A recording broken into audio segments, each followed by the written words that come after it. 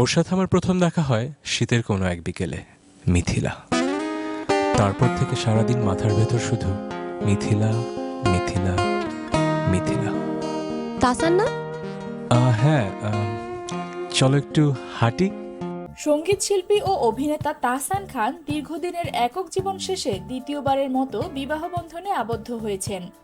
শনিবার রাজধানীর একটি কমিউনিটি সেন্টারে পারিবারিক আয়োজনে তাহসান ও রোজা আহমেদের বিয়ে সম্পন্ন হয়।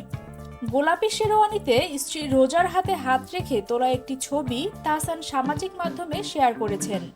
তাহসানের নতুন স্ত্রী রোজা আহমেদ নিউ ইয়র্ক ইউনিভার্সিটি থেকে কসমেটোলজিতে পড়াশোনা করেছেন এবং যুক্তরাষ্ট্রে নিজের প্রতিষ্ঠিত প্রতিষ্ঠান রোজাস ব্রাইডাল মেকওভার পরিচালনা করছেন। একজন সফল উদ্যোক্তা হিসেবে তিনি কসমেটোলজিতে পেশাগত দক্ষতা অর্জন করেছেন। এর আগে 2006 সালের 3 আগস্ট তাহসান ও মিথিলার বিয়ে হয়েছিল। প্রায় 11 বছরের সংসার জীবন শেষে 2017 সালে তাদের বিচ্ছেদ ঘটে।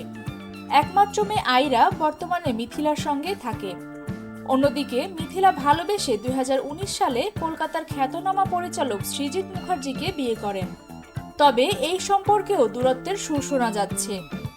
ভারতীয় সংবাদ মাধ্যমের খবর অনুযায়ী মিথিলা বর্তমানে বাংলাদেশেই মেয়েকে নিয়ে স্থায়ী হয়েছেন, আর সৃজিত রয়েছেন কলকাতায়।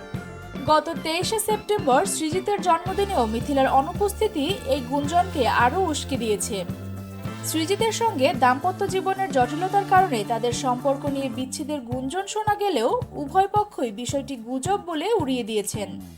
তবে একসময়ের বন্ধুত্ব থেকে প্রেমে গড়ানো এই সম্পর্ক কতটা স্থায়ী হবে তা নিয়ে সংশয় দেখা দিয়েছে। এদিকে একদিকে তাহসানের নতুন দাম্পত্য জীবন শুরু হলো, অন্যদিকে মিথিলা সৃজিতের সম্পর্কের টানাপোড়েন মিডিয়ায় আলোচনায় উঠে এসেছে। সময়ই বলে দেবে এই তারকা জুটির ব্যক্তিগত জীবনের পরিণতি কি হয়। বিনোদনমূলক সকল ভিডিও সবার আগে পেতে এখনই সাবস্ক্রাইব করুন নবযুগ টিভি এন্টারটেইনমেন্ট।